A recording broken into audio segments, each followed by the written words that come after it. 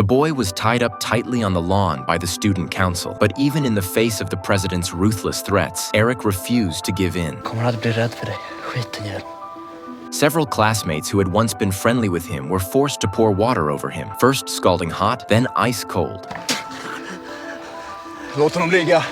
Not until Eric had been tortured to the point where he wished he were dead did the president finally seem satisfied and lead his crew away. None of Eric's so-called friends dared to help him. He lay there on the freezing ground, slowly losing consciousness. No one knew how long had passed before a blurry figure finally appeared. Maria took him back to her place. In the cold, early spring, she was the only warmth Eric had. They grew closer and closer. The next day, Eric returned to the dorm and found a letter left behind by Don Quixote, who had already left the school. The letter said staying any longer wouldn't be good for either of them. Så lite om hälsan.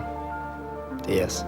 Don Quixote's departure deeply affected Eric, but at the same time, it freed him from any remaining hesitation. Though he was under disciplinary lockdown, he decided not to tolerate the abuse any longer. He went straight to the cafeteria to confront the bullies head-on. Rutan om en timme. Ta med dig från skänken.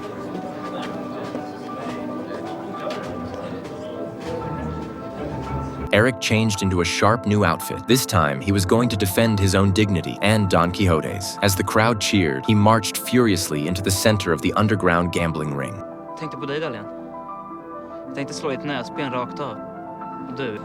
Bra. Högerhänt. Bra.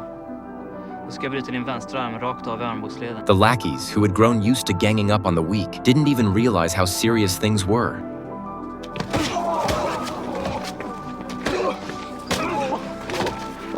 In under 10 seconds, Eric had both of them on the ground, one with a broken nose, the other with a fractured arm. What had just happened was completely outside of what the student council president had anticipated. Staring at the furious Eric, the president was seething with rage, but didn't dare make a sound. In front of everyone, he lost face, an even greater humiliation than the time he was forced to drink sewage. That day, when Eric went looking for Maria, he was told he'd been expelled. Eric immediately suspected the president was behind it. Not long after, he received a letter from Maria, but news of the letter quickly reached the president. Just as Eric opened it, before he had time to read, the president burst into the dorm with his crew.